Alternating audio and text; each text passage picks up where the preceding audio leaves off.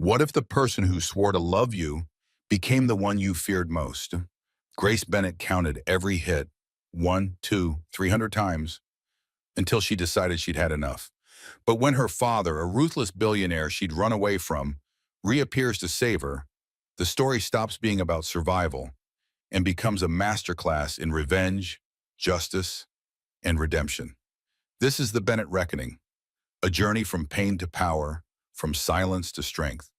Stay till the end, because every twist will hit harder than the last. And the final reckoning, you'll never see it coming. If this story moved you, don't forget to like, comment, share, and subscribe. Your support keeps these stories alive. The sound of bone-meeting drywall echoed through the bathroom. "Derek, please, the baby!" Glass shattered somewhere in the bedroom. Grace Morrison's sharp gasp cut through the silence that followed. Then nothing but breathing, heavy, terrified. Grace sat on the cold bathroom tile, 6 months pregnant, cataloging her injuries in the mirror. This wasn't the first time. It wasn't the 20th time. She counted, always counted. Today made 297, 300. I'll leave at 300. That's what I told myself at 100. At 200. God, Grace, you're still here. Her phone buzzed against the sink. Mallory's name lit up the screen with a text message. "Coffee tomorrow? You've been missing in action for weeks." Grace's hands trembled as she typed back. Her first draft read, "Can't. Derek needs me home." She deleted it, knowing how pathetic that sounded even to herself. "Morning sickness," she typed instead. The lie came easier than the truth. She practiced her smile in the mirror. 3 attempts before it looked remotely convincing. Almost like the woman Derek married 3 years ago, the woman who didn't flinch when doors slammed, the woman who believed in fairy tales and second chances. Downstairs, Derek's voice filtered through the floor. He was on a business call, his tone warm and charming as he pitched a multi-million-dollar deal. That voice could sell ice to penguins. That voice had sold Grace on forever. This is the man everyone sees. Millionaire, philanthropist, devoted husband. I used to see him too.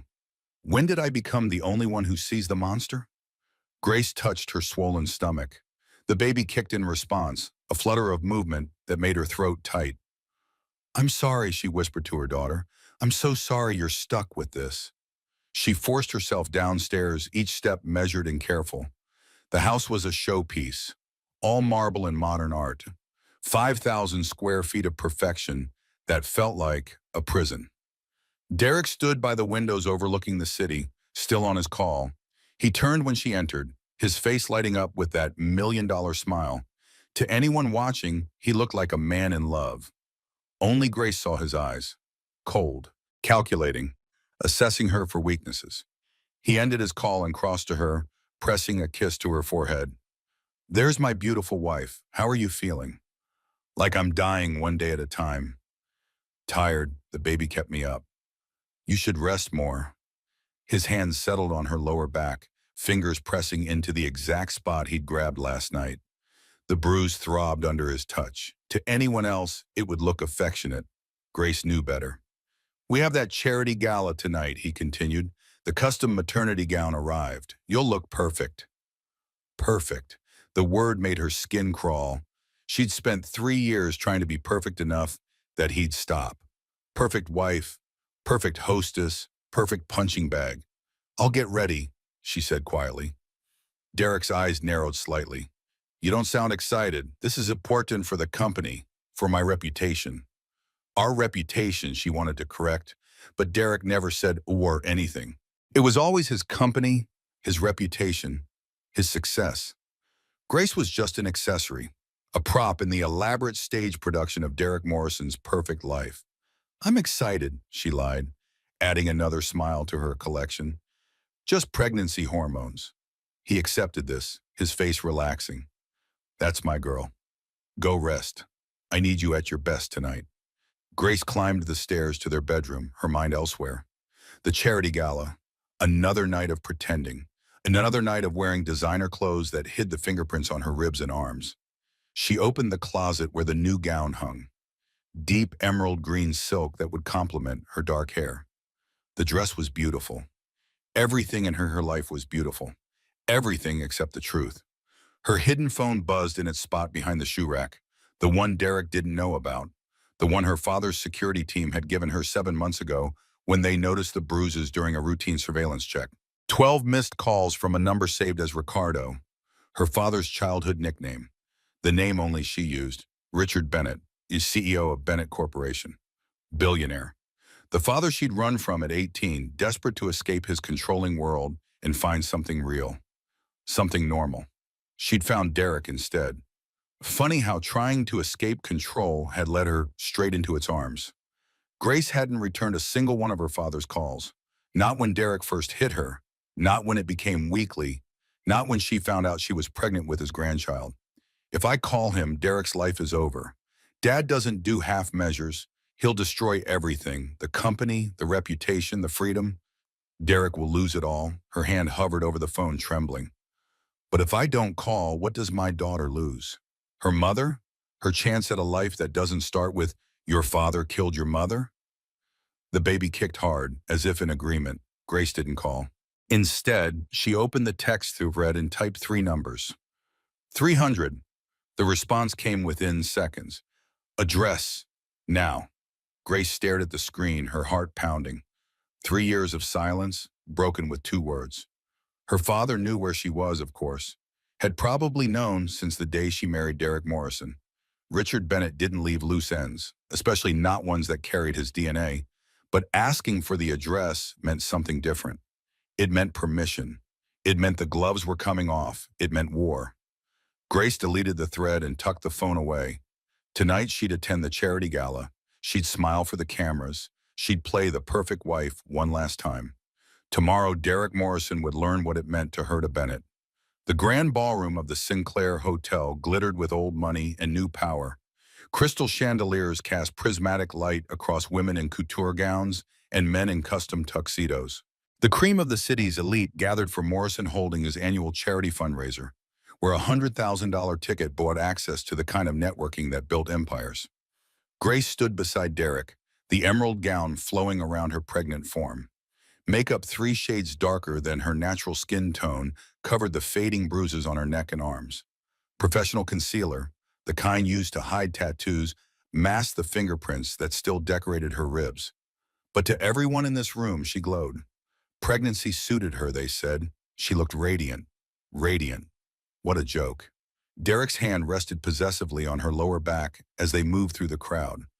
To the casual observer, a devoted husband supporting his pregnant wife. Grace felt his fingers pressing the exact spot he'd slammed her against the wall 2 nights ago. A reminder. A warning. "Grace, darling." Constance Morrison swept toward them, Derek's mother resplendent in silver and diamonds. 2 of her society friends flanked her like ladies in waiting. "You look absolutely glowing. Pregnancy suits you beautifully." Glowing. There's that word again. I'm covered in foundation thick enough to repaint a house, but sure. Glowing. Thank you, Constance. Grace's smile was perfect. She'd practiced it for hours. "You look lovely as well." "When is the baby due?" one of Constance's friends asked, her eyes bright with the kind of curiosity that fed gossip mills. 3 months, Grace said automatically. "We're having a girl." "How wonderful. Derek must be thrilled. A little princess for the Morrison Empire." Derek pulled Grace closer, his grip tightening on her waist in a way that made her ribs ache. "Thrilled doesn't begin to cover it. I can't wait to meet our daughter." The word "our" sounded wrong in his mouth, possessive rather than shared, like he was claiming ownership of something that hadn't even been born yet. Constance and her friends drifted away, and Derek steered Grace toward a group of business associates. She recognized Marcus Anderson, Derek's business partner, deep in conversation with 2 other executives. Marcus looked up as they approached, his expression shifting to something Grace couldn't quite read. Discomfort? Concern? "Derek, Grace, enjoying the evening?" "It's perfect," Derek said smoothly. "The donations are exceeding projections. Should be a record year." "About that," Marcus glanced around, lowering his voice. "Can I borrow you for a minute? Business matter." Derek's hand left Grace's back. "Of course, Grace, mingle. I'll find you." She watched them move to a quiet corner of the ballroom, their heads bent close. Fragments of conversation drifted back to her. Investigation. Bennett Corporation. Keep your wife away from. Bennett, her maiden name, the name Derek didn't know was worth $50 billion. Grace's blood ran cold. Derek was investigating her? Why? What had triggered his suspicion? She moved closer, pretending to examine a floral arrangement while straining to hear. There's no connection, Derek was saying, his voice tight. I already checked. Grace's maiden name is Bennett. Yes, but she's from Connecticut. Her parents died when she was young. She was a teacher before we married. Net worth zero. It's just a coincidence. If you're sure, Marcus said, though he didn't sound convinced. It's just that Bennett Corporation has been acquiring shares in Morrison Holdings. Aggressively. We can't figure out who's behind it. It's not Grace, Derek's laugh was harsh. She doesn't even balance our checkbook. She's nobody, Marcus. That's why I married her. No complicated family connections, no ulterior motives, just a sweet little teacher who thought she'd won the lottery. Grace's hands clenched in the folds of her gown. Nobody. That's what he thought of her, what he'd always thought of her. She forced herself to turn away, to circulate through the crowd with that practiced smile fixed in place. Inside, her mind raced. Derek had investigated her background, tried to connect her to her father, found nothing because Richard Bennett had erased her paper trail the day she turned 18 and begged him to let her live as a normal person. He has no idea who I am, no idea what he's done, no idea what's coming. The evening dragged on. Grace accepted congratulations on her pregnancy, discussed nursery themes, and played the role of devoted wife and mother-to-be, all while her husband's words echoed in her head. Nobody. At midnight, Derek drove them home in silence, the kind of silence that had texture and weight. Grace had learned to read his silences the way meteorologists read storm patterns. This one meant trouble. Who were you talking to? His voice was deceptively casual. Constance and her friends, some other guests. No one in particular.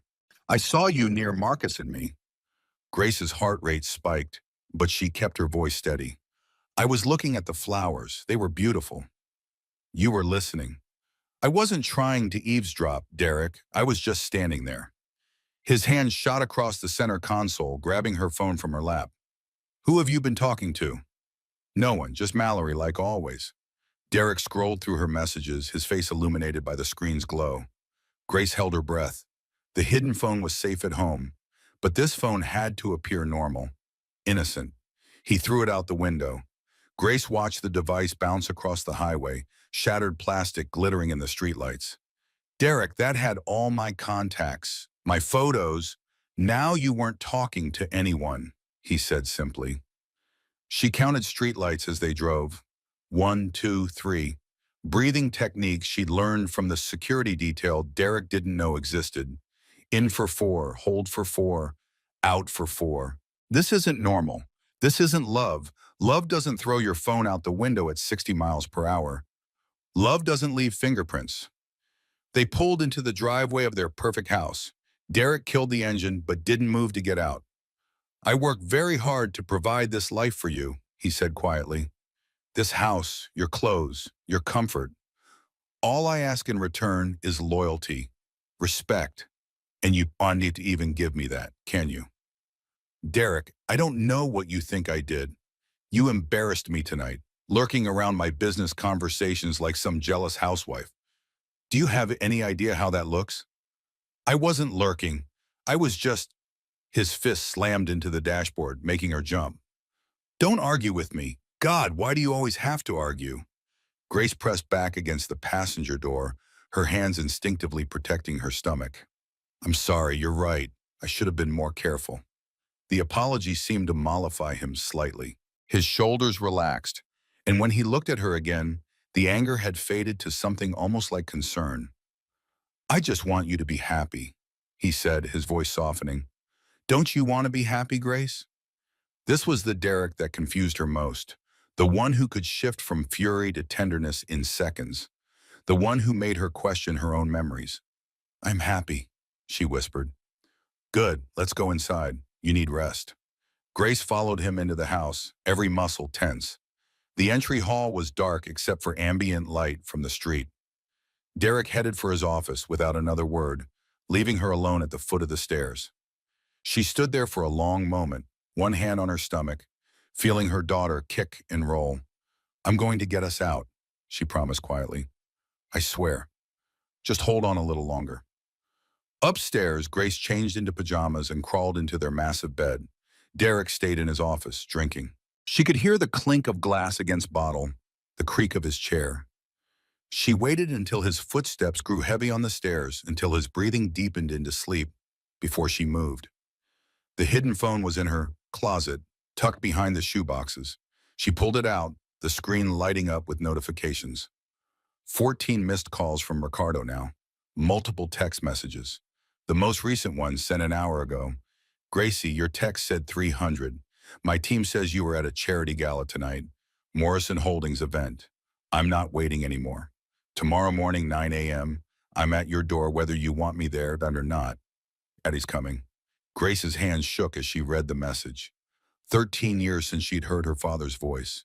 13 years since she'd screamed that she'd never be Richard Bennett's daughter. Never live under his control, never let him buy her life. She'd been 18. Stupid, righteous, determined to make it on her own. Now she was 30, broken, desperate, and finally ready to admit she needed help. She typed back a single word. Okay. The response was immediate. Thank God. Grace deleted the thread and hid the phone again.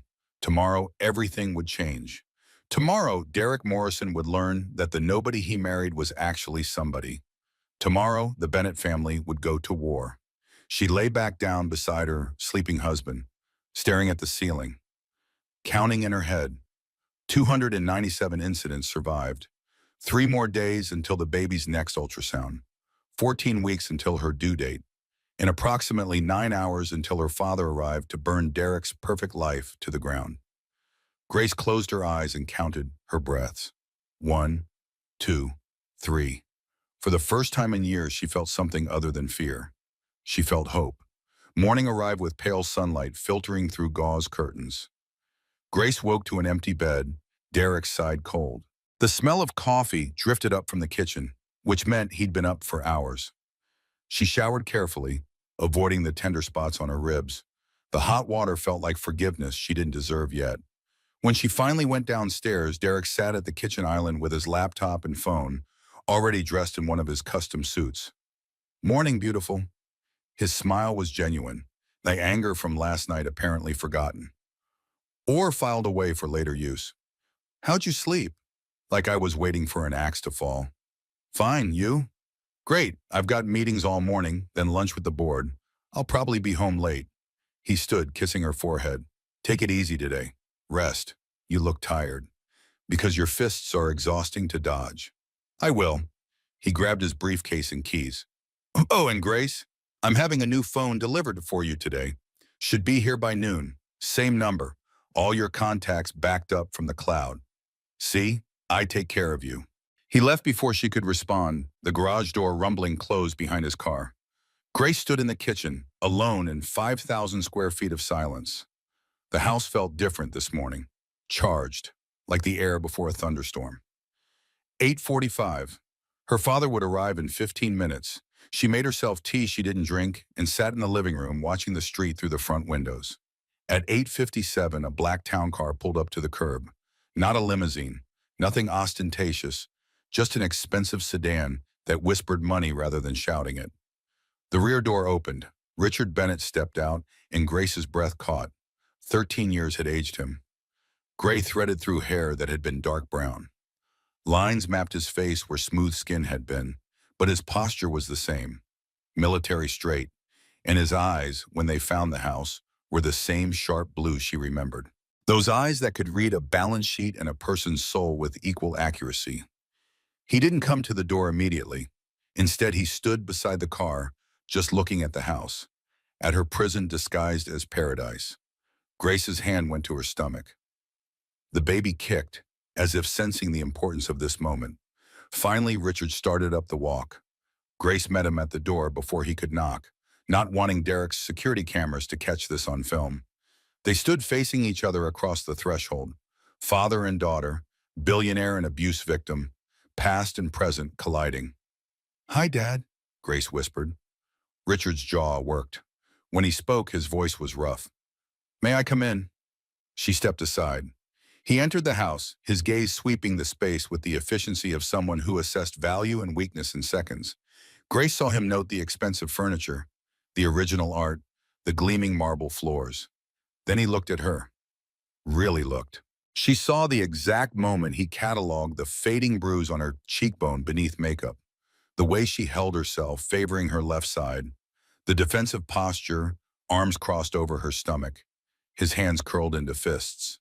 "How long?" His voice was gravel and broken glass. "Does it matter?" "How long?" Grace swallowed. 3 years, since 6 months into the marriage. She watched her father process this. Watched the calculation happen behind those sharp eyes. 3 years of her suffering. 3 years of him not knowing. 3 years he couldn't get back or fix. "And you didn't call. You would have killed him." "I'm going to kill him now." "Dad." "Not literally," Richard's voice was ice. "Worse. I'm going to erase him, Grace. By the time I'm done, Derek Morrison won't exist in any way that matters. Not his company, not his reputation, not his freedom. He'll be a cautionary tale." Grace wanted to argue, wanted to say that revenge wouldn't fix anything. But looking at her father's face, she saw something that made her throat tight. Pain. Pure, devastating pain that her suffering had caused him. "I don't want you to do this for revenge," she said quietly. Richard crossed to her, stopping just short of touching, as if afraid she might break. "I'm not doing this for revenge, Gracie. I'm doing it for justice. There's a difference. Revenge is hot, fast, stupid. Justice?" His smile was terrifying. "Justice is cold, slow, permanent, and I've been perfecting it for 40 years. "How did you even know? About Derek, I mean. About what he's been doing. You think I'd let my only child disappear into the world without protection?" Richard's expression softened slightly. "When you insisted on erasing your identity, on living as a normal person, I respected that, but I never stopped watching. Low-key surveillance. Just enough to know you were safe. When you married Morrison, I dug into his background. Clean on paper. Seemed legitimately in love with you. So I backed off, let you have your normal life." He paused and his voice hardened. "Then 7 months ago, my security chief noticed bruising during a routine surveillance check. You were coming out of a doctor's office and your sleeve wrote up. Fingerprint bruises around your wrist. After that, I stationed a full detail on you. They've been documenting everything." Grace felt the blood drain from her face. "Everything?" "Every injury, every hospital visit you tried to hide. Every time that bastard raised his hand to you." Richard's jaw clenched. "They asked permission to intervene multiple times. I said no. Because forcing you to leave would make me no better than him. You had to choose. I just made sure that when you were ready, you'd have options." Tears burned Grace's eyes. "I'm sorry. I'm so sorry I ran from you, that I said all those horrible things." "Stop." Richard finally closed the distance between them, pulling her into a careful hug that minded her injuries. "You were 18. You wanted independence. There's no apology needed for that. And you're here now. That's what matters." Grace let herself lean into her father's embrace for the first time in 13 years. He smelled like expensive cologne and old books, exactly as she remembered. "I'm scared," she admitted. "Derek's not going to just let me leave. He'll fight. He'll make it ugly." "Let him." Richard's voice vibrated through his chest. "I've been preparing for this fight since the day my team spotted the first bruise. He has no idea what's coming." A car door slammed outside. Grace jerked back, her heart racing. "He's not supposed to be home," she said, panic rising. "He said meetings all morning." "It's not him." Richard moved to the window. "It's my attorney and your friend Mallory." "Mallory?" Grace's confusion must have shown on her face. "We need to talk about that too." The doorbell rang. Grace answered it in a daze, finding Jonathan Pierce, her father's attorney for as long as she could remember, and Mallory Hayes, her best friend of 8 years. Except Mallory looked different. Professional. Alert. Like someone who'd shed a costume.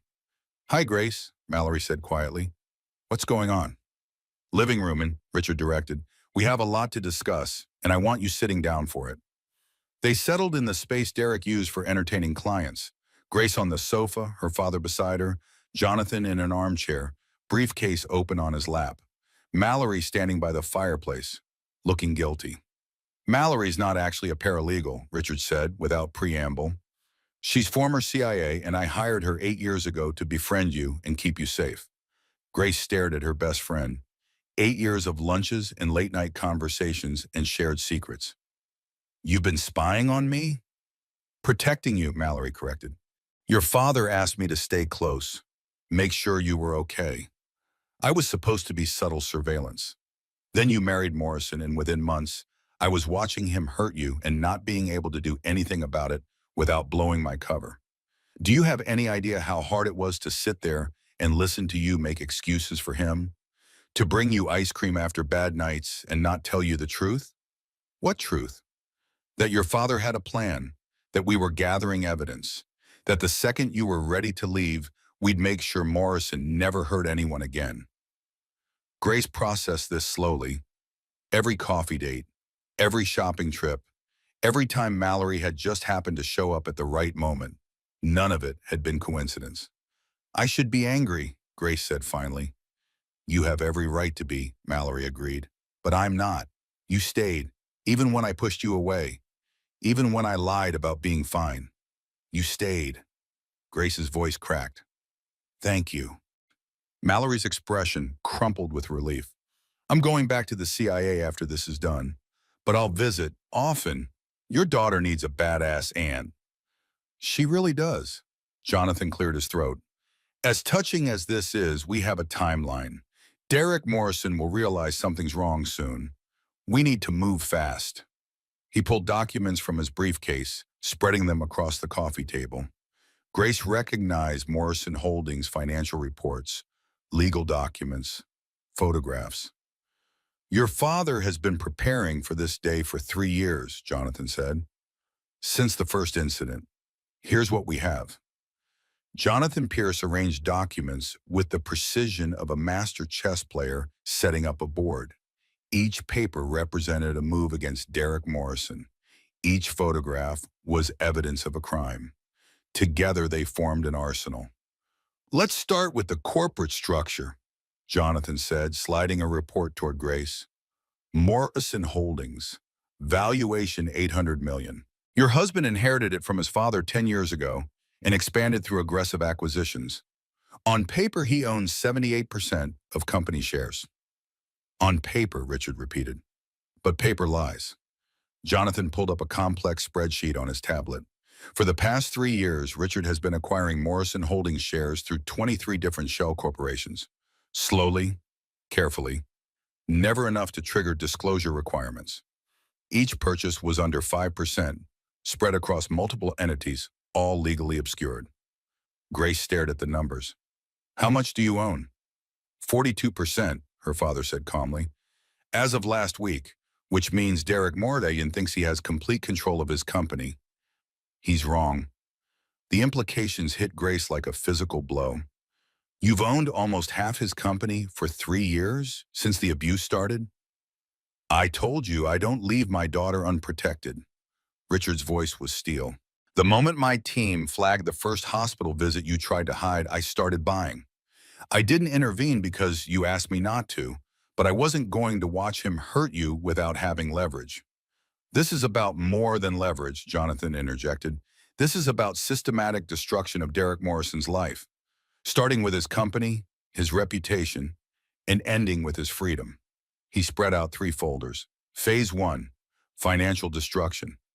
Richard calls an emergency shareholder meeting, reveals his 42% stake, and proposes a vote of no confidence in Derek as CEO. With Richard's shares plus the board members that we've been cultivating, that's a 61% majority.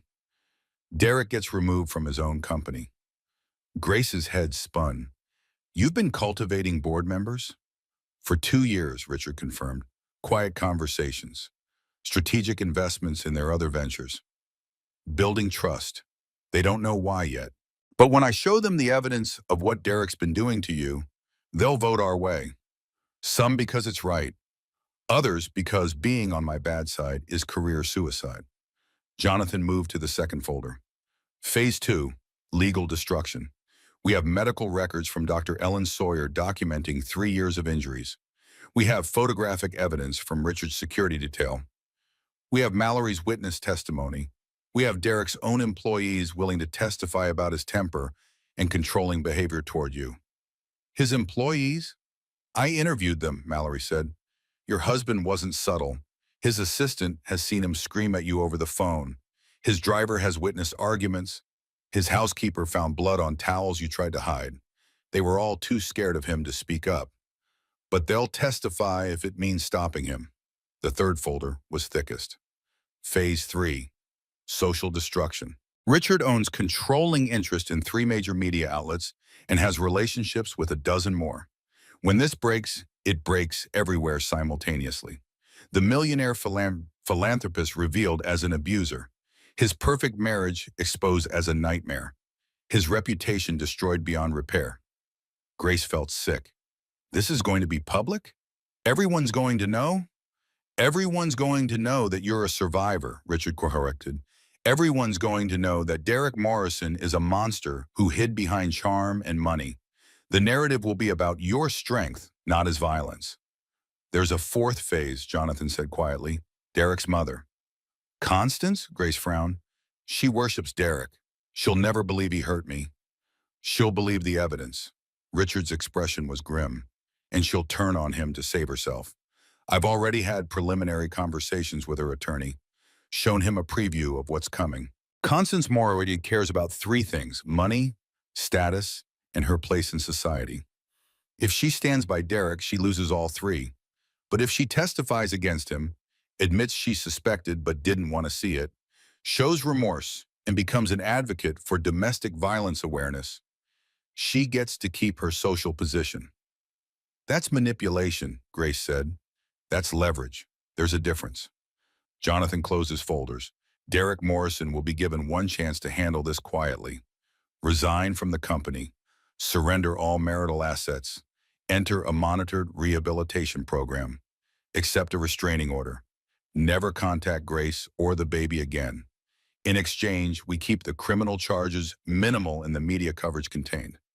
He won't take it, Grace said with certainty. Derek doesn't lose, ever. He'll fight. I'm counting on it. Richard's smile was cold. Because when he fights, we destroy him completely. Not just financially or legally. We erase him from every professional network, every social circle, every opportunity. By the time we're done, Derek Morrison will be radioactive, unemployable, unmarketable. A cautionary tale. Grace looked at the documents spread across the table. 3 years of preparation. 3 years of her father watching, planning, building a case so airtight that Derek couldn't escape. Part of her felt relieved. Another part felt guilty. This feels like overkill, she admitted. Good. Richard leaned forward. Because he hit you 300 times, Grace. 300 times he decided his anger was worth more than your safety, than your daughter's life. I could do this 300 times over, and it still wouldn't be enough. Your father's right, Mallory added. Men like Morrison don't stop. They escalate. Yesterday he hit your pregnant stomach. What happens next time? What happens when the baby's born and crying keeps him awake? What happens when she's a toddler and spills juice? What happens when she's a teenager and talks back? The words hit Grace like ice water.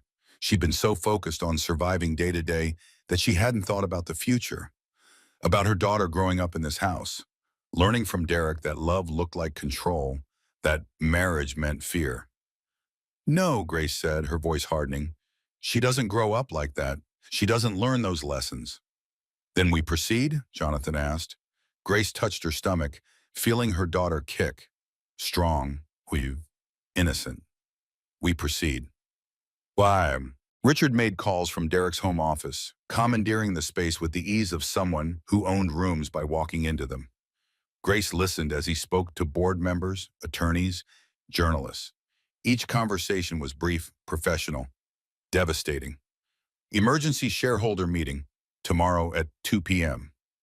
I'll need you to review these medical records and prepare testimony. The story breaks Friday morning, all outlets simultaneously.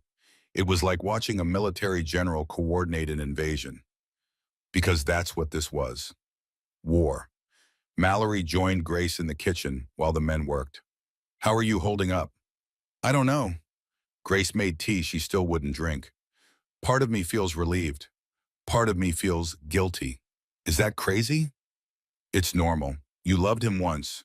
Or you thought you did. Grief is complicated, even when the person deserves what's coming. When did you know? Grace asked. About Derek, I mean. When did you realize he was hurting me? Mallory was quiet for a moment. 6 months into your marriage. We met for coffee and you were wearing a turtleneck in July. You said you were cold, but I saw the edge of a bruise on your neck when you reached for your cup. I reported it to your father immediately. And you stayed friends with me for 3 years, watching it happen. It was the hardest thing I've ever done. Mallory's voice was raw. I'm trained for combat, hostage situations, intelligence gathering. But sitting across from you while you made excuses for him, while you smiled and pretended everything was fine, that broke me in ways bullets never did. Grace set down her teacup. I'm sorry I put you through that. Don't apologize for being a victim, Grace. That's exactly what he wants you to do. Mallory grabbed Grace's hand. You survived. You protected your baby. You got out. That's what matters. Richard appeared in the doorway. The meeting's set. Morrison Holdings, tomorrow at 2 p.m. Derek will be notified by his board secretary in about an hour that his presence is required. What about me? Grace asked. Do I go? Only if you want to. You don't have to face him. Grace thought about that. 3 years of facing Derek. 3 years of reading his moods, managing his anger, surviving his violence. She'd faced him every single day. But this time would be different. This time, she had backup. I'll be there, she said. I want to see his face when he realizes he married a Bennett. The new phone Derek promised arrived at noon, delivered by courier. Grace activated it, unsurprised to find all her contacts restored. Derek was nothing if not efficient in maintaining his illusions. She used it to text him. Thank you for the phone. His response came quickly. Anything for you, beautiful. See you tonight. Tonight. Her last night in this house. Her last night as Derek Morrison's wife. Grace spent the afternoon packing essentials into a suitcase her father's driver would collect later. Clothes, documents, the few pieces of jewelry that had belonged to her mother. She moved through the house like a ghost, seeing it properly for the first time in years. This place had never been a home. It had been a showroom, a stage set for Derek's perfect life performance. She felt nothing leaving it behind. At 6 p.m., Derek's car pulled into the garage. Grace was in the kitchen, making dinner she had no intention of eating. He came in looking troubled, his usual confidence cracked slightly. Weird day. I got notified about an emergency shareholder meeting tomorrow. No agenda, just that my presence is required. That is weird, Grace said mildly. Do you know what it's about? No idea. Probably some investor wants to make noise about quarterly earnings. He loosened his tie. How was your day? Plotting your destruction with my billionaire father you don't know exists. Quiet, I rested like you said. Derek crossed to her, tilting her chin up to examine her face. Grace held herself still, not flinching even when his thumb pressed the fading bruise on her cheekbone. You look tired, he said finally. Go lie down. I'll order takeout. Grace escaped upstairs, her heart pounding. In their bedroom, she pulled out the hidden phone and texted her father. He's home. I'm safe. See you tomorrow. Richard's response. I'll have a car here at 7 a.m. Don't let him suspect anything. I won't. Grace deleted the thread and hid the phone again. Then she lay on the bed, one hand on her stomach, and counted down the hours until freedom. Tomorrow, Derek Morrison's perfect world would collapse. Tomorrow, Grace Bennett would reclaim her name and her life. Tomorrow, justice would finally arrive. Grace woke at 5 a.m., Derek still asleep beside her as she slipped out of bed carefully, moving through her morning routine as if this were any other day. Shower, makeup, a professional dress that hid her pregnancy while projecting confidence. She looked at herself in the bathroom mirror and barely recognized the woman staring back. Not because of the bruises, which had mostly faded, but because for the first time in 3 years, her eyes held something other than fear. They held determination. Derek was already in the kitchen when she came downstairs, coffee in hand, scrolling through his phone. He looked up, frowning slightly. "You're dressed up. I have a doctor's appointment. Remember? The ultrasound we scheduled." The lie came smoothly. Grace had become an expert liar during her marriage. Derek had demanded it. "Right, do you need me to come?" "Please say no. You have that shareholder meeting. I'll be fine." Relief crossed his face. "Text me pictures of the baby." "I will." He kissed her forehead and grabbed his briefcase. "I love you, Grace." The words felt like ash in the air between them. Grace forced a smile. "Love you too." She watched him drive away, counting down minutes. At 6:45, her father's town car appeared. Not the driver from yesterday, but a woman in her 40s, professional and alert. "Mr. Bennett, I'm Sarah, part of your father's security team. I'll be taking you to the estate." Grace grabbed her purse and left her prison disguised as a mansion for the last time. The Bennett estate sat 30 miles outside the city, hidden behind old-growth trees and sophisticated security. Grace hadn't seen it in 13 years, but it rose from her memories intact. Stone and glass, modern architecture blending with natural landscape. Her mother had designed it before she died. Sarah pulled up to the main entrance where Richard waited. He looked different than yesterday, dressed in a charcoal suit that probably cost more than Derek's car. This was CEO Richard Bennett, the man who controlled billions and terrified competitors. But when Grace stepped out of the car, his expression softened. "Morning, Gracie. Ready for this?" "No, but I'm doing it anyway." "That's my girl." Inside, the house was exactly as she remembered and completely different. Her childhood bedroom remained untouched, a time capsule of teenage rebellion and younger hopes. But next to it, a fully equipped nursery had been installed. Crib, changing table, rocking chair, shelves of books. "How long has this been here?" Grace asked, her throat tight. "I started building it the day your security detail confirmed you were pregnant," Richard said simply. "I hoped you'd come home." Grace traced her fingers over the crib rail. White wood, solid construction, perfectly safe. "I wasted so much time." "You took the time you needed. There's a difference." Mallory appeared in the doorway, dressed in tactical gear that made her look like someone from an action movie. "Car's ready when you are. Jonathan's already at Morrison Holdings prepping the conference room." "Why are you dressed like that?" Grace asked. "Because we're not taking chances with your safety. From this moment forward, you have a full security detail.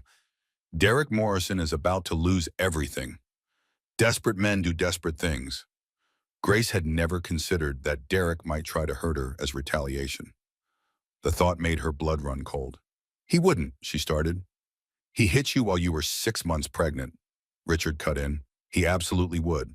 Which is why you're not going anywhere without protection." The weight of her situation settled more heavily. This wasn't just about leaving Derek or reclaiming her identity. This was about survival, about making sure her daughter had a mother. They drove to Morrison Holdings in a convoy.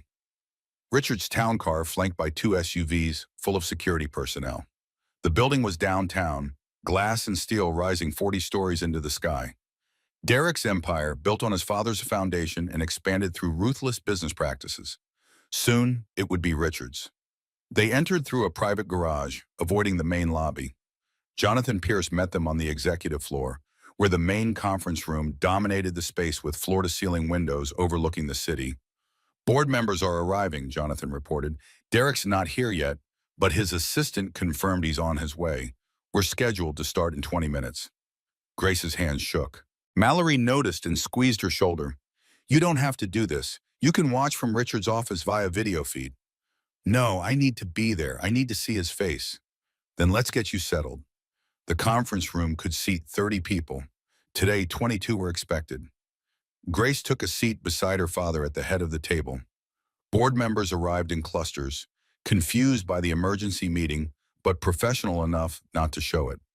Marcus Anderson entered and froze when he saw Richard Bennett. "Mr. Bennett, I don't understand. What are you doing here?" "You'll understand shortly. Please take your seat." At precisely 2 p.m., Derek Morrison walked in. He saw the assembled board first, then Richard, then Grace sitting beside her father. The confusion on his face was almost comical. "Grace, what are you doing here? I thought you had a doctor's appointment." "Sit down, Mr. Morrison," Richard said pleasantly. "We have a lot to discuss." Derek remained standing, his eyes darting between Grace and her father. "Someone want to explain what's happening?" "Jonathan, please distribute the documentation." Jonathan Pierce moved around the table, placing folders in front of each board member. Grace watched Derek's face as realization slowly dawned. Not full understanding yet, just the beginning threads of panic. "This is a hostile takeover." Wait, whoever," Derek said, his voice rising. "You can't do this. I own this company." "That you own 78% of Morrison Holdings," Richard corrected. "Or you did. I own 42% as of last week, which means for any major decisions, you need board approval. And this board is about to vote you out." Derek's face drained of color. "That's impossible. I would have been notified of share purchases that large. Not if they're done through shell corporations, 23 of them, to be precise. All legal, all documented, all mine." Richard opened his own folder. "For the past 3 years, I've been systematically acquiring your company while you remain blissfully ignorant." "Why?" Derek's hands clenched into fists. "What did I ever do to you?" "You married my daughter." The silence in the room was absolute. Grace watched the words hit Derek like a physical blow. Watched him turn to look at her, really look at her for the first time. "Your daughter?" His voice was strangled. "Grace is Richard Bennett's daughter?" "Grace Ann Bennett," Richard said coldly, "only heir to Bennett Corporation. The woman you've assaulted approximately 300 times over 3 years. Did you really think she was nobody? That a woman with her education, her poise, her expensive taste was really just a poor teacher from Connecticut?" Derek's eyes cut to Grace. "You lied to me." The accusation was so absurd that Grace almost laughed. "I lied? I used my mother's maiden name because I wanted to be loved for who I was, not what I had. I wanted normal. I wanted real. And you gave me hell." "I gave you everything." Derek's voice rose to a shout. "This house, your clothes, your life. You gave me bruises." Grace stood, her voice steady. "You gave me 3 years of terror. You gave me PTSD and nightmares and the constant fear that today would be the day you killed me. But you also gave me something else." She placed her hands on her pregnant stomach.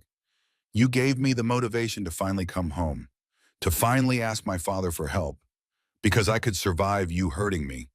But the second you hit our daughter, you crossed a line. And Bennetts don't forgive crossed lines." Derek looked around the table, seeking allies, found none. The board members were reading the documents Jonathan had provided. Medical records, photographs, witness statements. One of them, an older woman named Patricia Davis, looked up with disgust clear on her face. "Is this true? You've been beating your pregnant wife?" "It's not like that," Derek started. "Then how is it?" Richard's voice could have cut glass. "Because I have 3 years of medical documentation. I have photographs of injuries. I have testimony from your own employees. I have security footage my team compiled. Would you like me to play it for the board? Show them exactly what you've done?" "You've been surveilling me?" "I've been protecting my daughter. There's a difference, Mel." Marcus Anderson pushed his folder away, looking sick. "Derek, man, I've known you for 10 years. How could you do this?" "It was complicated," Derek said, his voice desperate now. "Marriage is complicated. You don't understand what it was like, living with her, the way she'd push my buttons, make me crazy." "Stop." Grace's voice cracked like a whip. "Stop blaming me for your violence. I didn't make you hit me. I didn't push your buttons. I existed, and that was enough. I breathed wrong. I spoke wrong. I looked wrong. Everything I did was wrong because you needed someone to control, and I was convenient." Tears burned her eyes, but she refused to let them fall. Not here, not in front of him. "I loved you," she continued, her voice breaking. I believed you could change. I made excuses for you to my friends, to doctors, to myself, but you hit our baby. And that's where love ends and survival begins. Derek's face was ashen. He grabbed the edge of the table as if he might fall. Grace, please. I'm sorry. I'll get help. I'll do anything. Just don't let him take everything from me. I'm not letting him do anything, Grace said quietly. I'm asking him to. Richard stood, commanding the room's attention. The board will now vote on Derek Morrison's removal as CEO effective immediately. All in favor? Every hand went up, including Marcus Anderson. It's unanimous, Richard said with satisfaction. Mr. Morrison, you're fired from your own company. Security will escort you from the building. You have 1 hour to clean out your personal effects under supervision. Derek lunged across the table toward Grace. You bitch! You lying, manipulative... He didn't finish. Mallory appeared from her position by the door, intercepting him with professional efficiency. In seconds, Derek was face down on the conference table, his arm twisted behind his back. I wouldn't finish that sentence if I were you, Mallory said pleasantly. Threatening witnesses is a crime. Security guards flooded the room. They pulled Derek upright, his face red with rage and humiliation. This isn't over, he spat at Grace. I'll fight this. I'll destroy you. You already tried that, Grace said softly, for 3 years. But I'm still here, and you're the one being dragged out. They removed Derek from the conference room, his shouting echoing down the hallway until it faded to nothing. Grace sat down heavily, her legs shaking. The board members filed out in stunned silence, leaving Grace, Richard, Jonathan, and Mallory alone. Well, Jonathan said dryly, that went as expected. Grace looked at her father. What happens now? Now we move to phase 2, legal destruction. By the end of today, Derek Morrison will be arrested on multiple counts of domestic violence and assault. By the end of the week, his name will be synonymous with everything wrong with wealthy men who think money buys them immunity. He'll fight it, Grace said again. Let him. The more he fights, the worse it gets for him. Richard pulled out his phone. I'm calling the district attorney. We're filing charges immediately. Grace watched her father work, making calls and coordinating with attorneys. This man had built a $50 billion empire through intelligence, strategy, and absolute ruthlessness when necessary. And he'd turned all of that power toward protecting her. Thank you, she whispered. Richard paused his call. For what? For waiting. For not forcing me to come home before I was ready. For watching from the shadows and catching me when I finally fell. That's what fathers do, Gracie. His voice was rough. We catch our children when they fall, even when they don't want to be caught. The police station smelled like stale coffee and institutional disinfectant. Grace sat in a private conference room, flanked by her father and Jonathan Pierce, giving her statement to Detective Sarah Williams, a woman in her 50s with kind eyes and a no-nonsense demeanor. Walk me through the first incident, Detective Williams said gently. Take your time. Grace took a breath. She'd practiced this, knew exactly what to say. But speaking the words out loud to a police officer made everything horrifyingly real.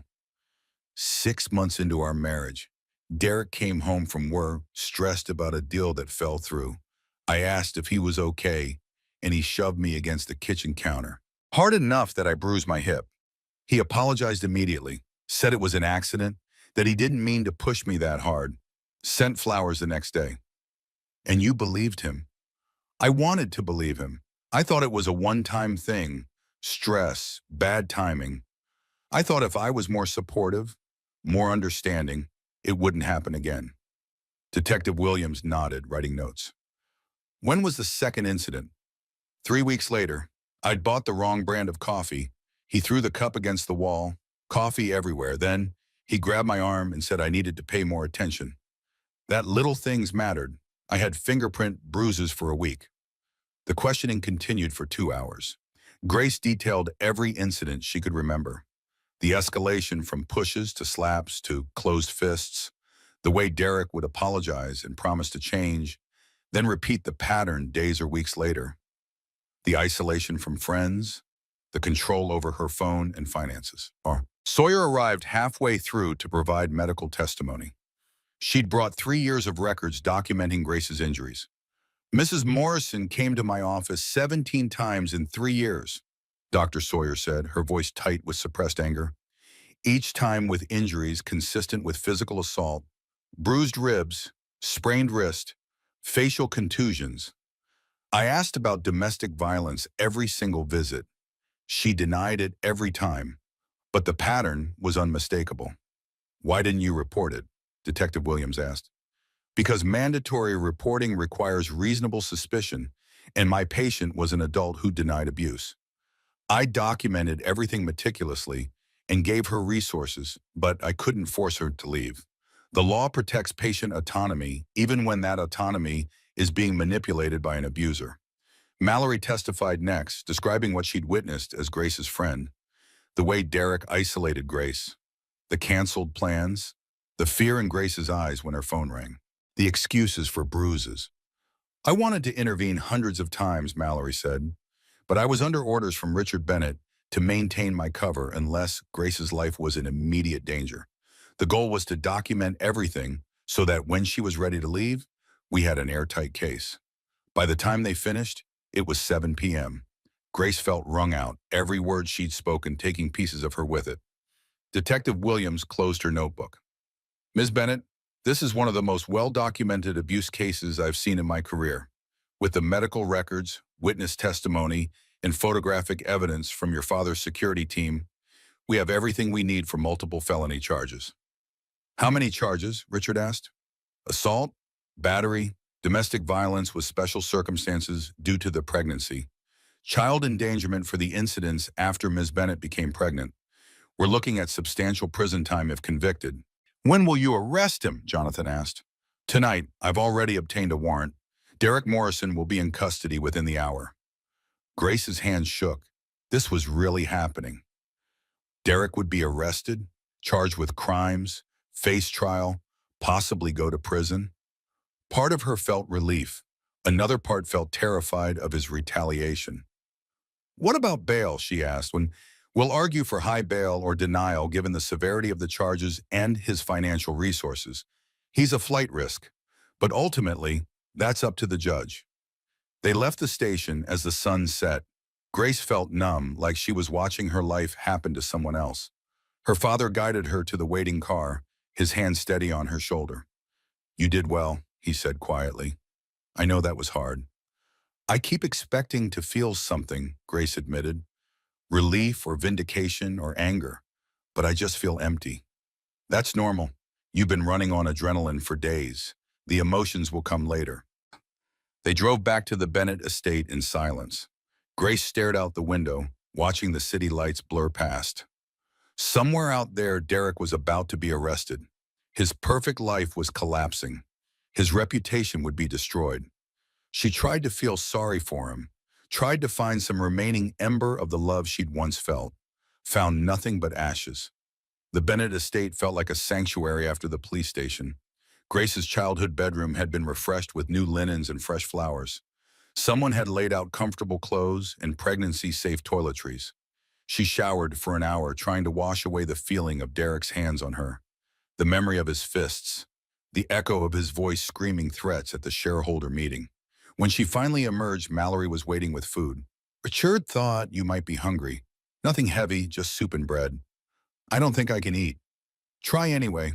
The baby needs nutrition even when you're stressed.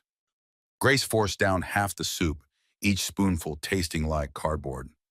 Mallory sat with her, not pushing conversation, just being present. Do you ever get used to it? Grace asked finally. The fear? The fear from abuse? No, you learn to manage it, to function despite it, but it doesn't go away completely. That's why therapy's important. Dad set me up with a therapist. I start next week. Good. You'll need to support processing everything. What Derek did to you, what your father's offering to Derek, and all of it. Trauma's complicated. Grace set down her spoon. Did you always know about Dad's plan to destroy Derek? Piece by piece. Richard didn't tell me everything at once, just enough to do my job. But yeah, I knew he was building something. The shell corporations, the board cultivation. The media strategy. Your father doesn't do anything halfway. I should feel guilty about Derek losing everything. But you don't. No. Is that bad? Does that make me vindictive? Mallory's expression hardened. Grace, that man hit you 300 times. He terrorized you for 3 years. He struck your pregnant stomach. You're allowed to not feel guilty about consequences he brought on himself. Women are supposed to be forgiving, compassionate, turn the other cheek. Women are supposed to be whatever they want to be, including survivors who refuse to coddle their abusers. Forgiveness is for you, not him. And you get to decide if and when you're ready for that. No one else. A knock on the door interrupted them. Richard entered, his expression grim. Derek's been arrested. He resisted, which added charges. Currently in holding pending arraignment tomorrow morning. How did he react? Poorly. According to the arresting officers, he went on a tirade about how this was all a setup, how you'd manipulated him, how your father was orchestrating everything. He demanded his lawyer. But what about bail? Jonathan's already preparing arguments for denial. We'll present evidence that Derek's a danger to you and a flight risk. Given his financial resources and the severity of charges, there's a good chance the judge will agree. Grace processed this. Derek in a cell, Derek facing charges, Derek's perfect world crumbling around him while he blamed everyone but himself. What about Constance, she asked, his mother? She'll be informed tonight. Jonathan's team has already approached her attorney with the evidence. She'll have a choice to make. She'll defend him. She always defends him. Maybe, or maybe when faced with photographs of what her son did to you, she'll realize she raised a monster. Richard's voice was cold. Either way, we're prepared. Grace spent a restless night in her childhood bedroom, dreams mixing with memories.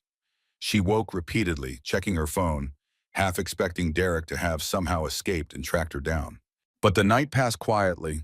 Dawn came soft through gauze curtains, birdsong replacing the silence of the Morrison house.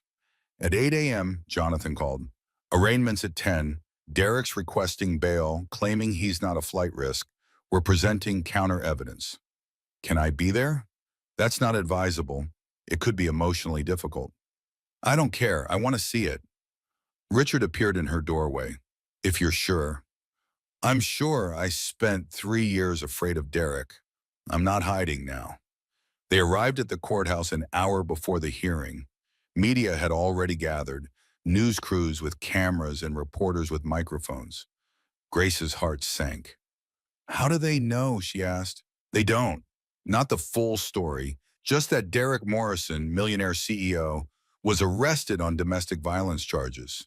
The details will break later. Richard guided her through a side entrance. We're controlling the narrative, but we can't control curiosity. The courtroom was smaller than Grace expected.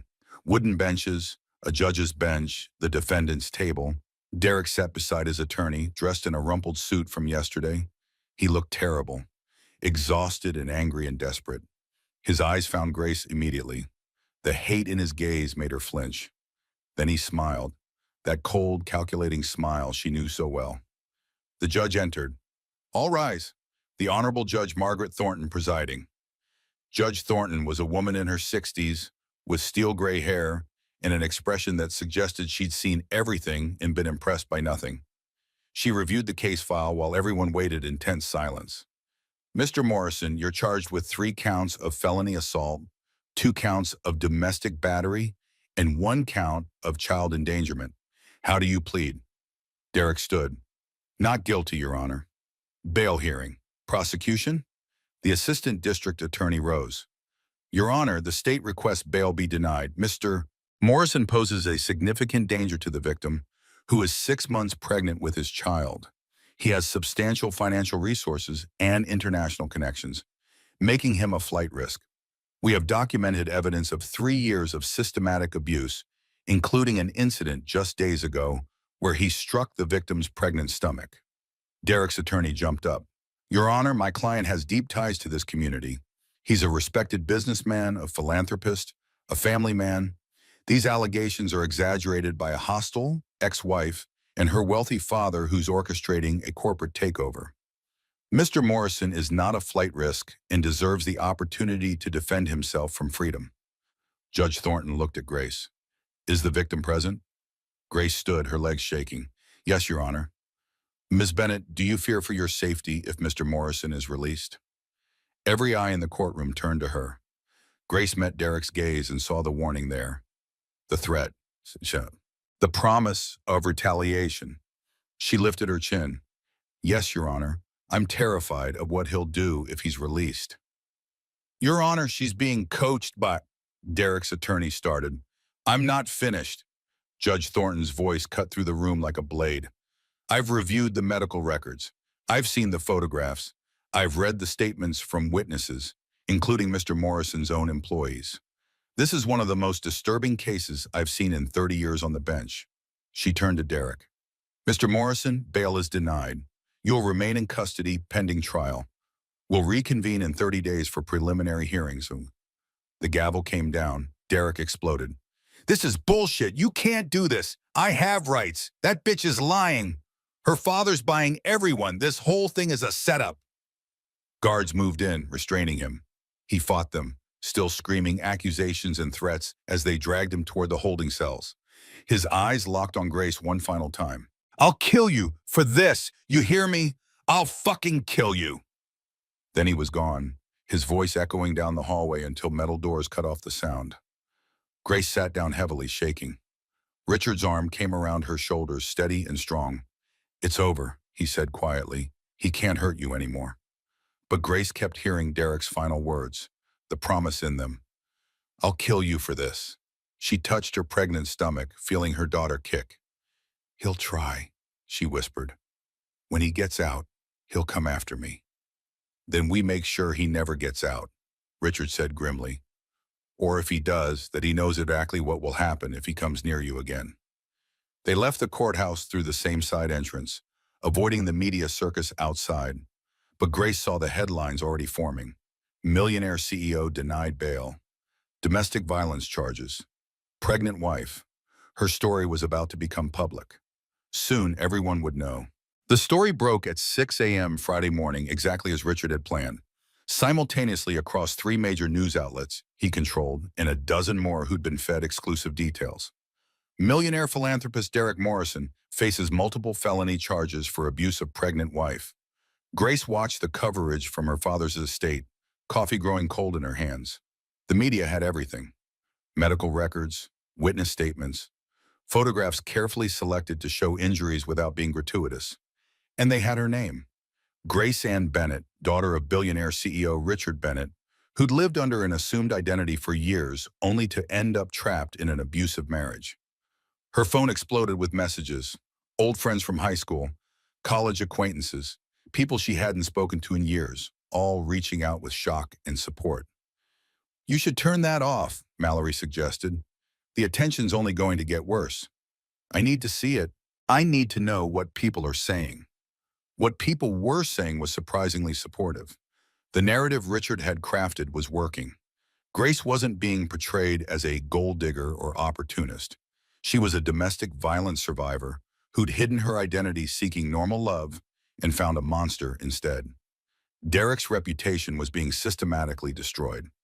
Former business associates came forward with stories of his temper. Employees described his controlling behavior. The carefully constructed image of Derek Morrison, perfect husband and philanthropist, crumbled under scrutiny. But there was backlash too. Online comments questioned why Grace had stayed so long, why she'd married him in the first place, whether she was using her father's money to punish Derek for a bad marriage. People are idiots, Mallory said, reading over Grace's shoulder. Don't read the comments.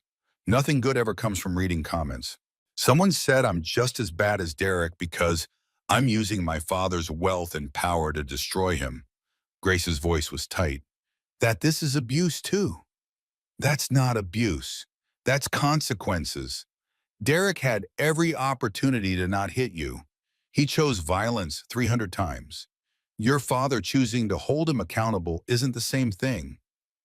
But what if they're right? What if I'm being vindictive? Richard entered the room, newspaper in hand. Grace, look at me. Derek Morrison terrorized you for 3 years. He hit you while you were pregnant. He threatened to kill you in open court. You're not being vindictive.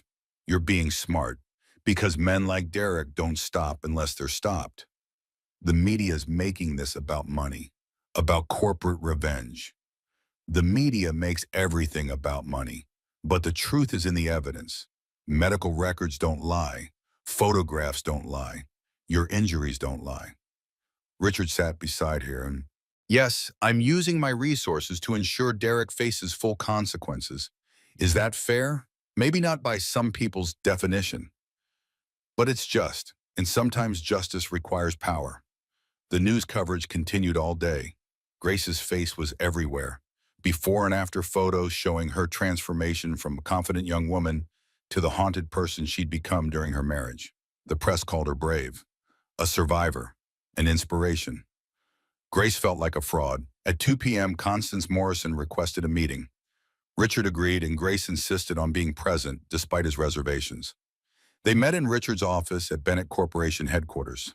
Constance arrived alone, without her usual entourage of society friends. She looked older than Grace remembered, smaller somehow. "Thank you for seeing me," Constance said, her voice lacking its usual imperious tone. "You have 10 minutes, Richard said coldly. "Talk." Constance's eyes found Grace. "Is it true everything they're saying Derek did to you?" Grace pulled up her sleeve, showing the faded fingerprint bruises on her arm. "Yes." Constance's face crumbled. She looked away, tears streaming down her carefully made-up face. "My husband used to hit me, Derek's father. For 25 years of marriage, he'd lose his temper and I'd make excuses. I told myself that's just how marriage was, that I'd provoked him, that if I was better, he'd stop." The confession hung in the air between them. "When Derek was growing up, I taught him that this was normal, that women sometimes needed to be put in their place, that a man's anger was just passion." Constance's voice broke. "I made my son into a monster because I was too weak to save myself. And then I watched him do the same thing to you, and I told myself I was imagining things." "You knew," Grace said quietly. "You saw the signs and did nothing." "I'm sorry. I'm so sorry, Grace. You deserve better. You deserved a mother-in-law who protected you instead of enabling him." Constance wiped her eyes. "I've spoken with my attorney. I'm prepared to testify against Derek, to tell the court about his father, about how I raised him, about how I ignored warning signs. I'll tell them everything if it helps put him away." Richard studied her with cold calculation. "Why now? Because you finally grew a conscience, or because standing by Derek will destroy your social position?" "Both," Constance admitted. "I'm not going to pretend I'm purely altruistic. I care about my reputation. I care about keeping my place in society. But I also care about not letting another woman suffer what I suffered. What I watched you suffer, Grace." "Your testimony would be valuable," Richard said. "The pattern of learned behavior. Generational abuse. It strengthens the prosecution's case." "Then I'll do it, whatever helps." Grace studied her former mother-in-law. This broken woman who'd enabled her son's violence through her own trauma and cowardice. Grace wanted to hate her, wanted to reject her apology as too little, too late. But looking at Constance, she saw herself. Saw the woman she could have become if she'd stayed with Derek, aged and diminished, trapped in cycles of abuse and excuse-making. "Thank you," Grace said finally, "for being willing to testify. It won't fix what happened, but it might prevent it from happening to someone else." Constance nodded, fresh tears flowing. "I'll also be starting a foundation for domestic violence survivors. Using my own money, not Derek's. It's not enough, but it's something." After Constance left, Richard turned to Grace. "That was generous of you, accepting her apology." "I didn't accept it, but I acknowledged it. There's a difference." Grace touched her stomach. "I don't want to carry hate around anymore. It's too heavy, especially for her." She patted her pregnant belly. "My daughter's going to grow up knowing that the cycle ends, that we don't pass trauma down like family heirlooms, that we break patterns instead of repeating them." The weekend brought more media coverage, but also something unexpected. Support from domestic violence organizations, survivors reaching out to share their stories. Women who'd been where Grace was, who understood the complicated emotions of leaving an abuser. One message in particular stuck with Grace, from a woman named Jennifer, who'd survived 15 years with a violent husband before finally escaping with her 3 children. Thank you for going public. Thank you for not hiding. Women like us need to see that leaving is possible, that we're not alone, that there's life after abuse. You're braver than you know. Grace read the message 3 times, tears streaming down her face. Brave. She'd never felt brave. She'd felt weak for staying. Stupid for believing Derek's apologies. Ashamed of becoming a victim. But maybe bravery wasn't about never being afraid. Maybe it was about doing the right thing despite the fear. She spent Sunday writing responses to the survivors who'd contacted her, not promising advice she wasn't qualified to give, but acknowledging their pain and courage, building connection from shared trauma. "You're good at this," Mallory said, watching Grace type. "Have you thought about advocacy work? Speaking publicly about domestic violence?" "I don't know if I'm ready for that." "You're already doing it, just informally." Grace considered this. Her story was public now anyway. Her face was associated with domestic violence survival. Maybe she could use that visibility for something good. After the baby comes, she decided. After the trial, maybe then. Monday morning brought preliminary hearing notices. Derek's trial was scheduled for 3 months out. Jonathan Pierce arrived to prep Grace for her testimony. "The defense will try to discredit you," he warned. "They'll say you stayed because you wanted Derek's money, that you're lying to get a bigger divorce settlement, that your father's orchestrating everything." "Let them try," Grace said with more confidence than she felt. "I have 3 years of medical records, witness testimony, photographs. The truth is on my side." Truth doesn't always win in court. Lawyers create reasonable doubt. They make juries question victims. Jonathan's expression was serious. "You need to be prepared for Derek's attorney to attack your character, your credibility, your motives." "I survived Derek. I can survive his lawyer." They spent hours preparing, mock cross-examinations, difficult questions about why she stayed, why she didn't report the abuse earlier, whether she'd ever provoked Derek's violence. Each question felt like a small cut, a reminder that even in leaving, even in seeking justice, she'd be blamed for her own victimization. But Grace answered each one, calmly, honestly, without apologizing for surviving. By evening, Jonathan seemed satisfied. "You'll do well on the stand. Just remember, answer the question asked, don't volunteer extra information, and don't let them make you emotional." Emotion reads as dishonesty to juries. After he left, Grace sat in the nursery she'd be sharing with her daughter soon, the room Richard had built in hope that she'd come home. She rocked in the chair, hands on her stomach, and thought about the future, about raising a daughter who'd never see her mother accept violence, who'd grow up knowing that leaving was always an option. That family meant protection, not possession. "You're going to have an interesting story to tell," Grace whispered, "about how your grandfather saved your mother, about how your mother chose you over fear, about how our family fights for each other." The baby kicked in response, strong and insistent. Grace smiled. "Yeah, you're going to be fierce. I can already tell." Her phone buzzed. A text from Mallory. "Media's requesting interviews. Richard wants to know if you're interested." Grace thought about going public. It had helped other survivors. Her story was already out there. Maybe speaking directly would help even more. "Tell him yes," she typed back, "but on my terms. I choose the interviewer and questions." "Done. I'll coordinate." Grace set down the phone and returned to rocking. Outside, the sun set over the estate grounds. Beautiful and peaceful. Safe. For the first time in years, Grace felt like she could breathe without counting, could exist without calculating Derek's mood, could plan a future beyond surviving the present. She was free, and soon her daughter would be born into that freedom. 3 months passed in a blur of preparation and prenatal appointments. Grace's pregnancy progressed normally despite the stress. Her daughter, safe and healthy, kicked vigorously whenever Grace was nervous, as if reminding her mother she had backup. The interview aired 2 weeks before the trial. Grace sat across from Margaret Anderson, a respected journalist known for her sensitive coverage of difficult topics. Why are you speaking out now? Margaret asked. Because I spent 3 years hiding, 3 years making excuses, 3 years protecting my abuser's reputation over my own safety. Grace's voice was steady. I don't want other women to think they have to do that. I want them to know that leaving is possible, that asking for help isn't weakness, that surviving makes you strong, not damaged.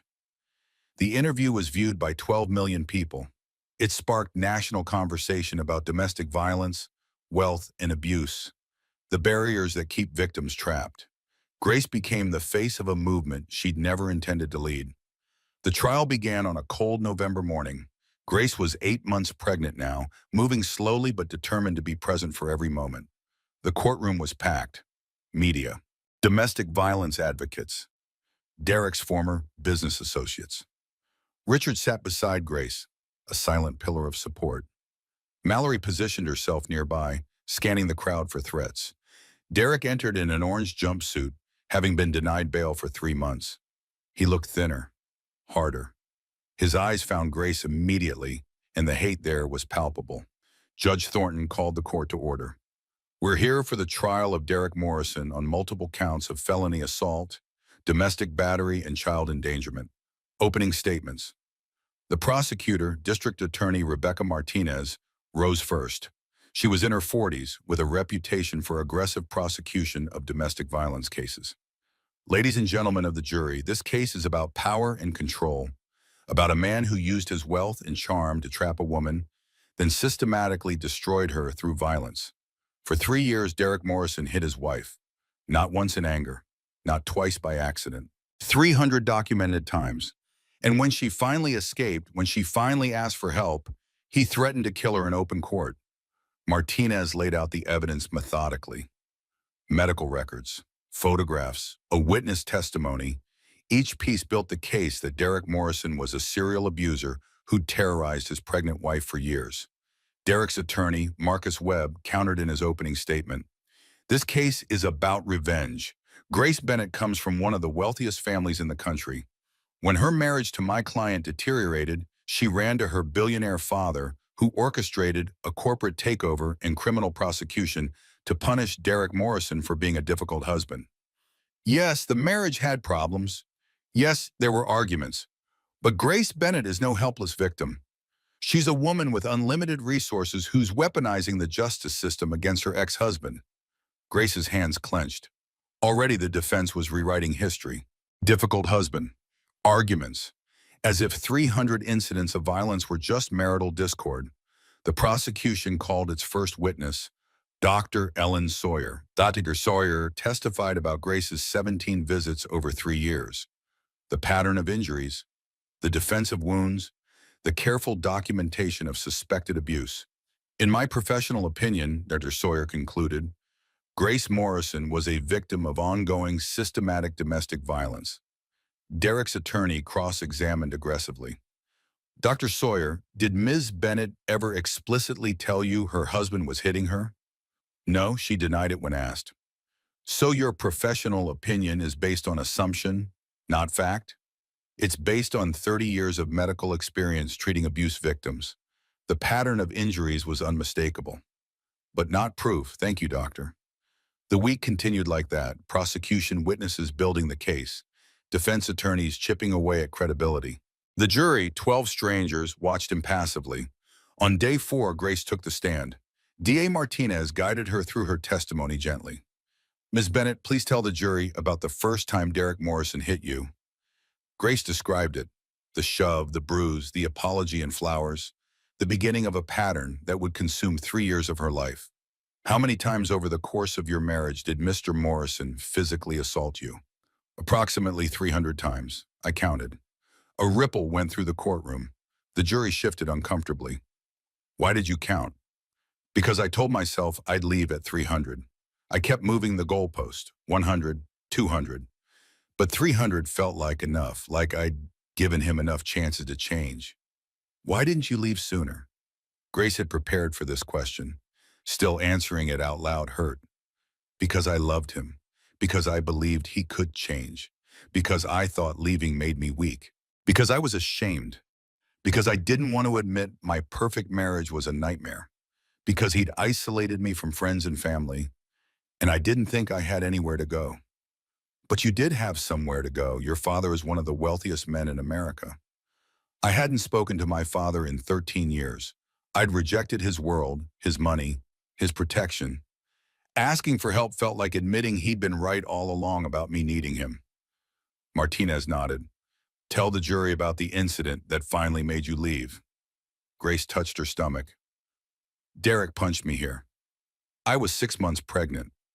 Our daughter almost died. That was the moment I realized I wasn't just protecting myself anymore. I was protecting her. And that made leaving non-negotiable. The direct examination continued for hours.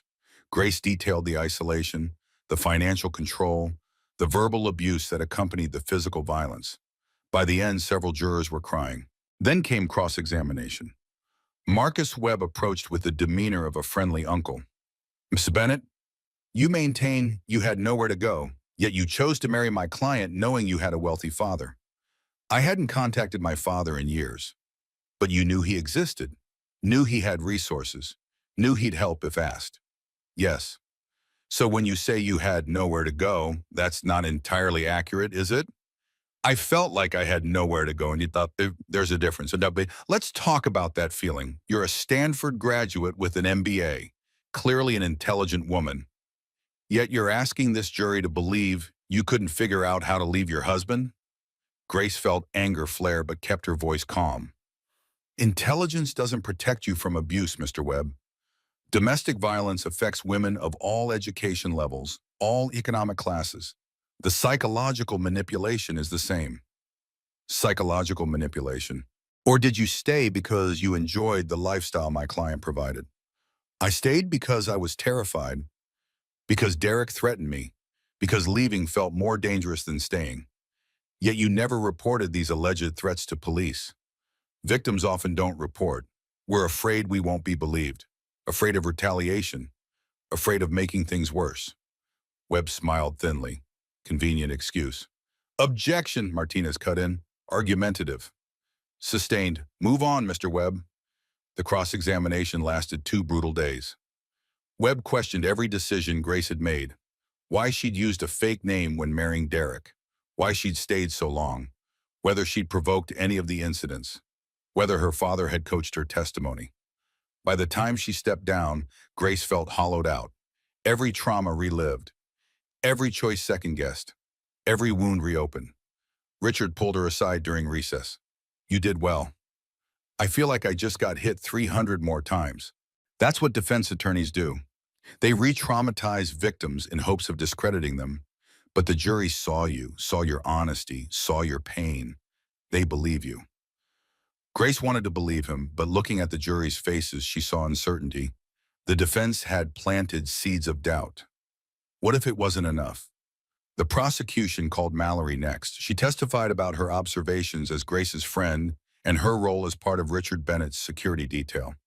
I watched Grace Morrison transform from a confident woman into someone afraid of her own shadow, Mallory said. I watched her make excuses for injuries, cancel plans because Derek was in a mood, flinch when her phone rang. That's not a difficult marriage. That's abuse.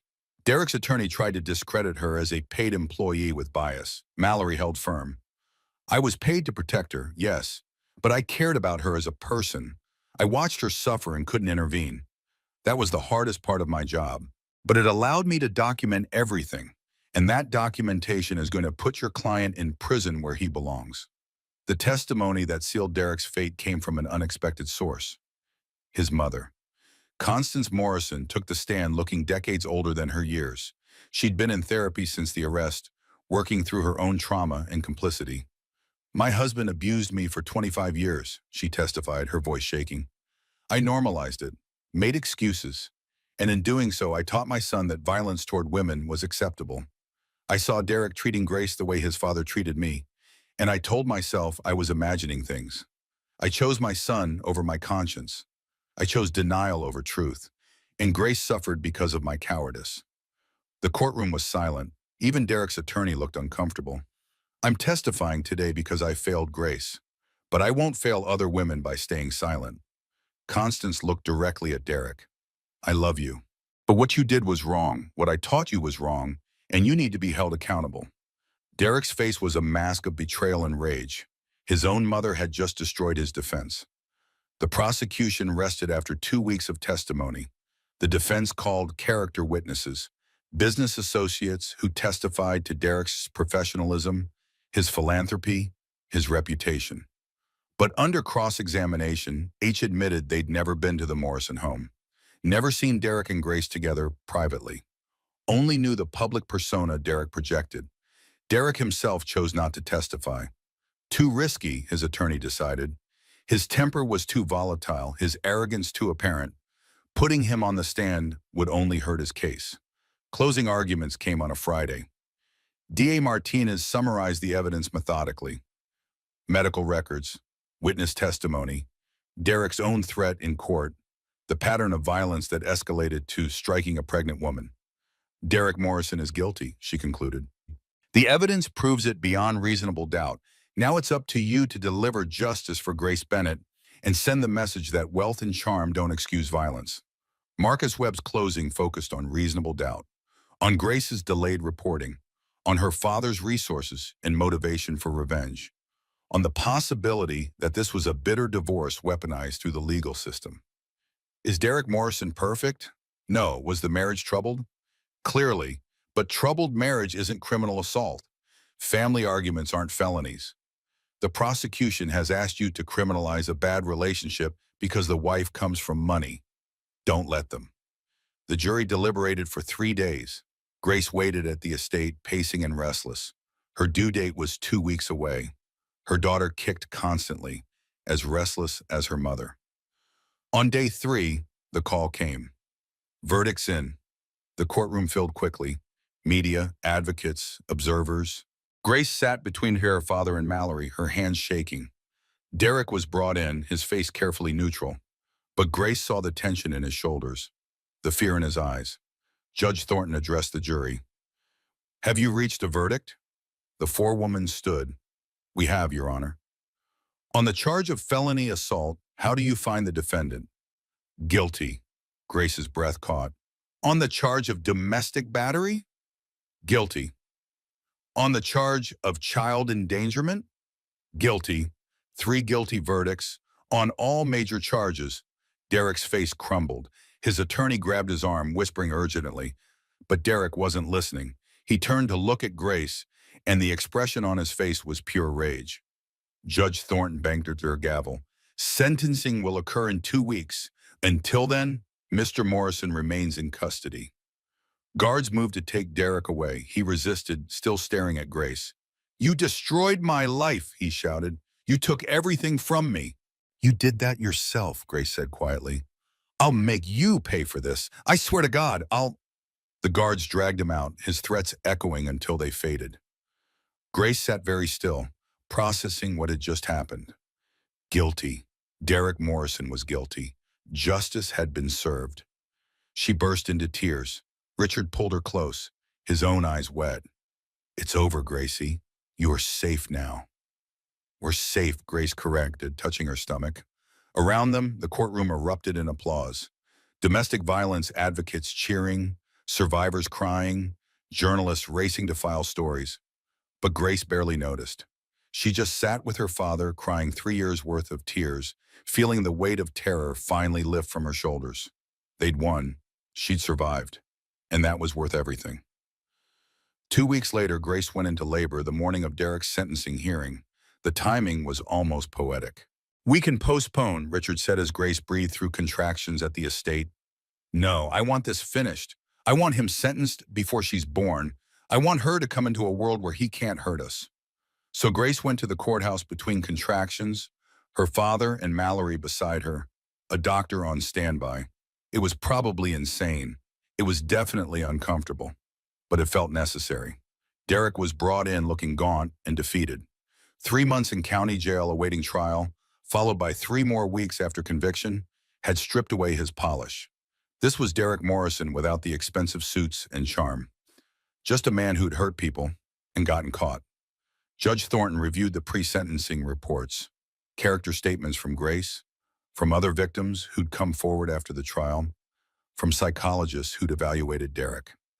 Mr. Morrison, you've been found guilty of serious crimes. Before I pass sentence, do you have anything to say? Derek stood. For a moment, Grace thought he might apologize, might show some remorse. Instead, I did nothing wrong. My wife manipulated the system. Her father bought this verdict. I'm innocent. Judge Thornton's expression hardened. Mr. Morrison, I've reviewed the evidence extensively.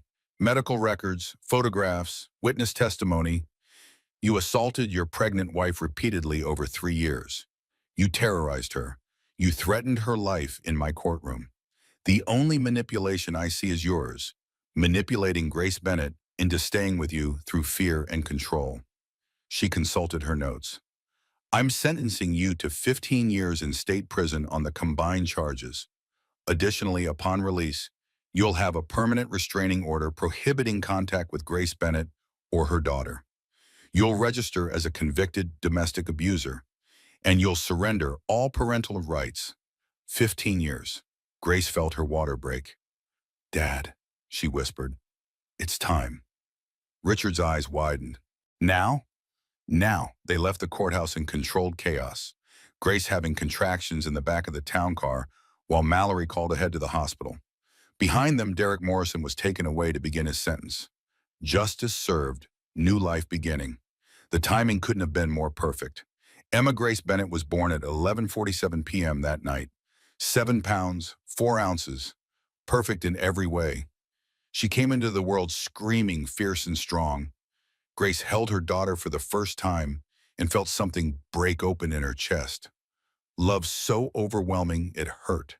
Relief that they'd both survived. Hope for the future they'd build together. Hello, sweetheart, she whispered. I'm your mom, and I promise you'll never know the fear I knew. You'll grow up safe and loved and free. That's my promise. Emma's tiny hand wrapped around Grace's finger. Richard stood by the bed, tears streaming down his face. She's beautiful. She looks like your mother. She looks like a Bennett, Grace corrected. She looks like family. The next weeks were a blur of feedings and diapers and sleepless nights. But happy sleepless nights. Safe sleepless nights. Grace lived in her childhood home, supported by her father and Mallory, and a whole team of people who cared about her. She wasn't alone anymore. Media coverage of Derek's sentencing was extensive. 15 years made headlines. The case became a landmark for domestic violence prosecution, particularly for wealthy abusers who'd previously escaped consequences. Grace became an accidental icon. Survivors reached out constantly, sharing their stories, asking for advice. She couldn't respond to everyone, but she tried. And slowly, a new purpose emerged. When Emma was 3 months old, Grace attended her first speaking engagement, a domestic violence awareness event, sharing her story publicly for the first time since the trial. I stayed for 3 years, she told the audience. I stayed because I loved him, because I was ashamed, because I didn't think I deserved better, because leaving felt impossible. She paused, looking at the faces watching her. But I'm here, I left, I survived, and you can too. Whatever situation you're in, whatever you're facing, there's always a way out. It might not be easy, it might take time, but you deserve safety. You deserve peace. You deserve a life without fear. The standing ovation lasted 5 minutes. Afterward, women lined up to speak with her, to share their own stories, to thank her for giving them hope. Grace realized this was her path now, not returning to business, not hiding from her past, but using her story to help others. She founded the Grace Bennett Foundation for Domestic Violence Survivors. It provided financial support, legal assistance, emergency housing, and therapy. Everything she'd needed but had been too afraid to ask for. Richard provided the initial funding. Consider it payment for 12 years of not being able to help you, he said. The foundation grew quickly. Other wealthy donors contributed. Corporations partnered with them. Within a year, they'd helped 500 women escape abusive situations. Grace hired Mallory to run security and victim protection, hired Dr. Sawyer as medical director, hired Constance Morrison to lead education and prevention programs. Are you sure about this? Constance asked when offered the position. After everything? You made mistakes, but you're trying to fix them. That takes courage. Grace bounced Emma on her hip. Plus, you understand the generational aspect of abuse, how it gets passed down, how to break cycles. We need that expertise. Constance's eyes filled. Thank you for giving me a chance to do better. On Emma's first birthday, Grace sat in the nursery at the estate, watching her daughter sleep. This tiny person who'd saved her, who'd given her the courage to finally ask for help. Emma looked like a Morrison with Derek's dark hair and strong features, but her personality was pure Bennett, fierce, determined, loud when she wanted something. Grace used to worry she'd see Derek in her daughter's face, used to fear she'd inherited his violence or temper. But watching Emma grow, Grace saw only herself, saw strength without cruelty, determination without control, passion without violence. Emma was going to be magnificent, and she'd grow up knowing she came from survivors, from women who'd chosen to break cycles and build something better. Your grandfather's teaching you to count, Grace told her sleeping daughter, in English and Spanish and Mandarin, because he believes education starts early. Your Aunt Mallory's teaching you self-defense moves, which is probably premature, but I'm allowing it. And your grandmother Constance is making you dresses you'll outgrow in weeks. She kissed Emma's forehead gently. And I'm teaching you that you're loved, that you're safe, that you never have to accept violence or control or fear, that leaving is always an option, that asking for help is strength, not weakness. Her phone buzzed with a text from Mallory. Press wants another interview. You interested? Grace thought about it. The foundation was growing. More survivors needed to hear that escape was possible, that life after abuse could be beautiful. Yes, she typed back. Schedule it. Because this was her mission now. Not revenge against Derek, not dwelling in trauma, but transformation. Taking everything she'd survived and using it to help others survive. Derek Morrison had tried to break her. Instead, he'd made her stronger. And that was the ultimate victory. 5 years after the trial, Grace spoke at a congressional hearing on domestic violence legislation. Emma was in the audience, now old enough to understand that her mother was doing something important. Domestic violence doesn't discriminate, Grace testified. It affects women of all races, religions, economic classes. I came from wealth and privilege, and I still stayed for 3 years. I still believed the excuses. I still thought I deserved the abuse. She looked at the senators listening. We need better laws protecting survivors, better funding for shelters and services, better training for law enforcement to recognize abuse patterns, better support systems so victims don't feel alone. Ms. Bennett, one senator asked, what would you say to women currently in abusive situations? Grace thought about this carefully, about the woman she'd been, trapped and terrified and certain she couldn't leave. I'd say, you're not crazy, you're not weak, you're not imagining things. What's happening to you is real and wrong and not your fault. And there are people who want to help. You just have to let them. You just have to ask. She glanced at Emma, who gave her a thumbs up. I'd say I stayed for 3 years before I asked for help. I thought asking for help made me weak, but asking for help was the strongest thing I ever did. It saved my life. It saved my daughter. And it can save you too. The testimony went viral. The legislation passed. Grace Bennett became synonymous with domestic violence, advocacy, and survivor empowerment. But more importantly, she became happy. She never remarried, never wanted to. She had Emma and her father and Mallory and her work.